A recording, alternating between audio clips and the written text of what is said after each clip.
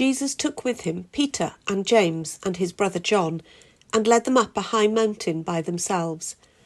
And he was transfigured before them, and his face shone like the sun, and his clothes became dazzling white.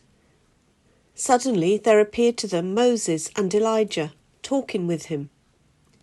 Then Peter said to Jesus, "Lord, it is good for us to be here.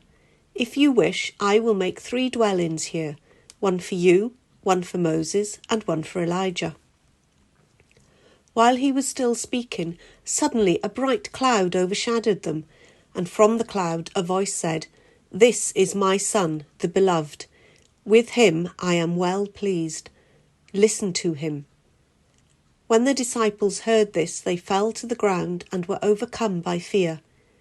But Jesus came and touched them, saying, "Get up and do not be afraid."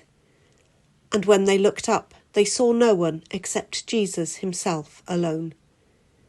As they were coming down the mountain, Jesus ordered them, "Tell no one about the vision until after the Son of Man has been raised from the dead." I don't know about you, but recently I have found myself profoundly conscious of the amount and depth of pain and suffering that there is in the world. From the murder of trans teenager Brianna Gay to the tens of thousands killed in the earthquake in Turkey and Syria, not to mention the sadness and pain of different sorts that we experience in our own lives. It can be overwhelming. But I also find myself sometimes overwhelmed by the beauty, the love and the goodness that I see in the world. In the natural world, in poetry, music and art, in the way people give their lives selflessly in the service of others. There is so much beauty and goodness in the world. That too can be overwhelming, and wonderfully so. Again, I don't know how it is for you, but recently I have been finding it hard to hold these two things together. I don't mean by that I'm looking for some sort of theological theory that makes sense of it all. There are ways of trying to do that, some more helpful than others. But I simply mean that it's hard to live with the reality of so much beauty, so much pain, side by side. Last week was Creation Sunday, and we reflected on the story of creation in the first chapter of Genesis. God created this beautiful earth and saw that it was good, and after creating human beings, God saw that it was very good. But that same earth generates earthquakes, and those same human beings have caused untold suffering to their fellow human beings. And those who wove together the inspired texts that make up the Hebrew Bible knew this. That's why they included a second creation story, which includes the fall, the story of things going wrong, of no longer being very good. They knew that to make sense of this world of beauty and goodness and of suffering and pain, we would need more than one story. And the same is true of the New Testament.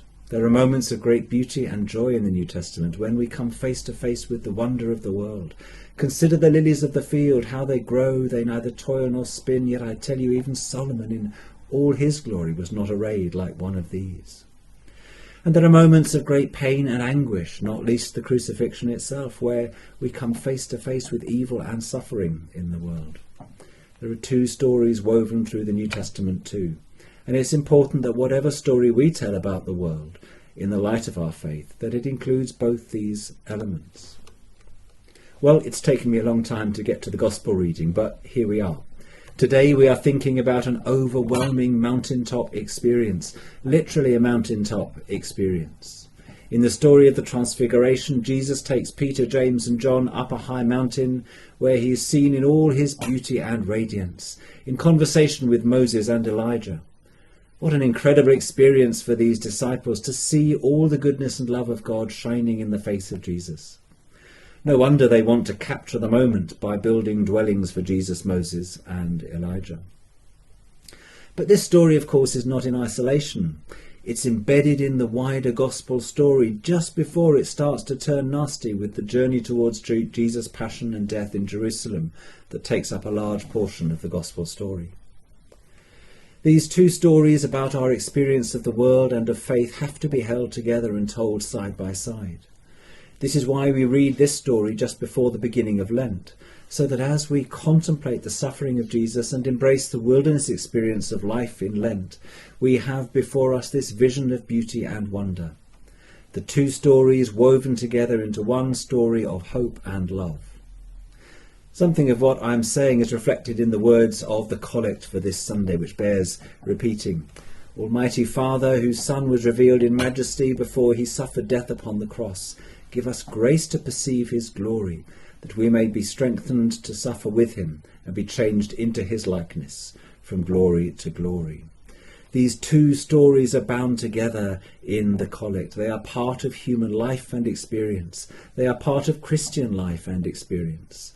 The radiant beauty of Christ that we encounter in many different ways can inspire and overwhelm us, giving us hope as we face the overwhelming suffering in our world, that we may be transformed and be a source of love, beauty and goodness to others in these troubled times.